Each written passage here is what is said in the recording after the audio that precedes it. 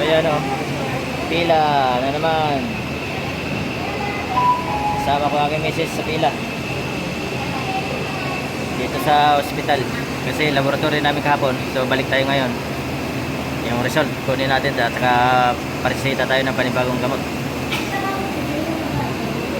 Para may panlaban tayo sa araw-araw. Kasi mabiyahe tayo.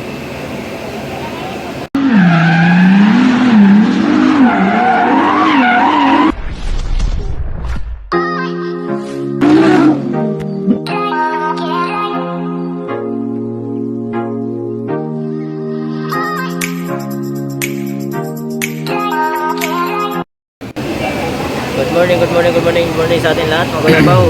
Update tayo sa araw natin, tayo ibis ngayon.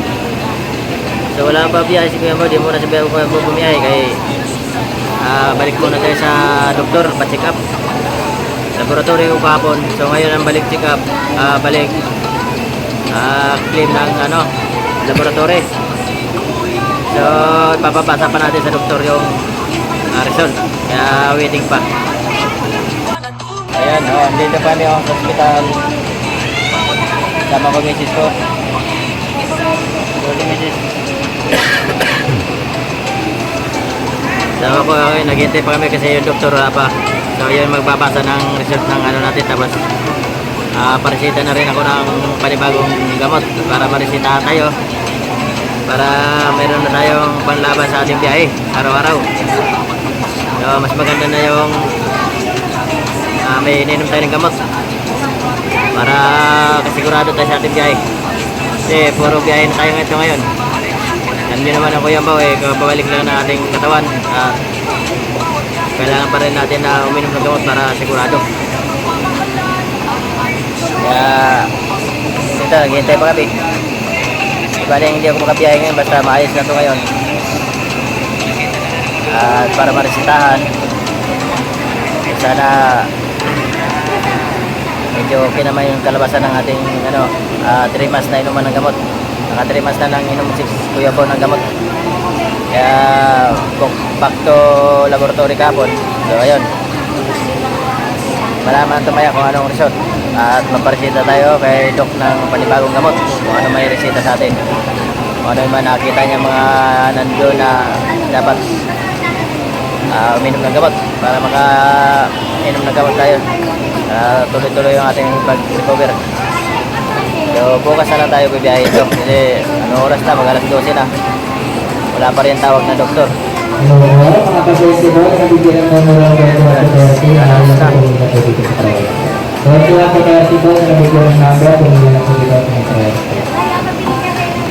So ayun na, nagtawag na ng medical 21 to 30. Number namin 39. Yan. Number 39 tayo, kaya buti 10 tinawag. Yung kay doktor naman yan. So antayin na lang tayo para maristahan na naman tayo ng gamot. Kasi parang kailangan natin ang resita kasi mahirap na walang resita. So control naman tayo sa pagkain. Yung mga pagkain natin limit na lang. So kung ano ba yung kinalabasan natin, result ng ating laboratory, susundin na natin yung bigay ng resita ni doktor para mainom natin para may panglaban tayo sa araw-araw.